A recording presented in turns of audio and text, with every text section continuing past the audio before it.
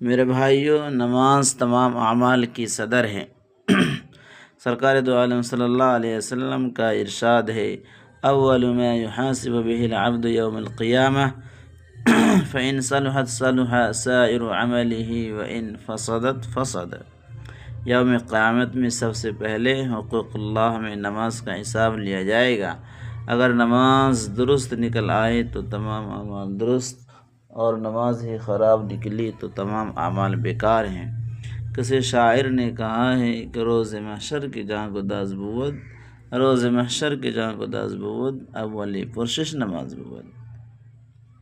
یعنی حشر کا دن بڑا سخت اور جان لیوا ہوگا۔ اس دن ہر شخص خود کے پسینے میں ڈوبتے ہوئے ہوں گے، ہر شے نفسی نفسی پکارے گی۔ اس وقت سب سے پہلے نماز کا سوال ہوگا۔ میرے بھائیوں، جب نماز درست ہے تو تمام اعمال قبول، حج بھی قبول ہوگا، زکوٰۃ بھی قبول ہوگی، روزہ بھی قبول ہوگا، اور دیگر اعمال صالحہ بھی مقبول ہوں گے۔ اور اگر نماز درست نہیں ہوگی تو سختی کے ساتھ امتحان ہوگا۔ اللہ ہم سب کا امتحان آسانی فرمائے۔ دوسری جگہ اللہ کے نبی صلی اللہ علیہ وسلم نے اپنی مبارک زبان سے فرمایا، قرۃ عینی فی الصلاۃ، کہ میری آنکھوں کی ٹھنڈک نماز میں۔ جب بندہ رب کائنات کے دربار میں اپنے سر کو جھکاتا ہے تو محسن کائنات کی آنکھوں کو ٹھنڈک محسوس ہوتی ہے، اور تارک صلاۃ سے نبی آخر زماں کو تکلیف ہوتی ہے۔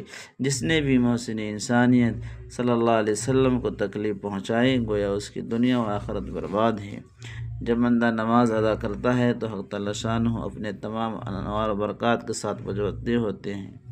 کسی شاعر نے کہا ہے، یہ ایک سجدہ ہے جسے تو گناہ سمجھتا ہے، ہزار سجدوں سے دیتا ہے آدمی کو نجات۔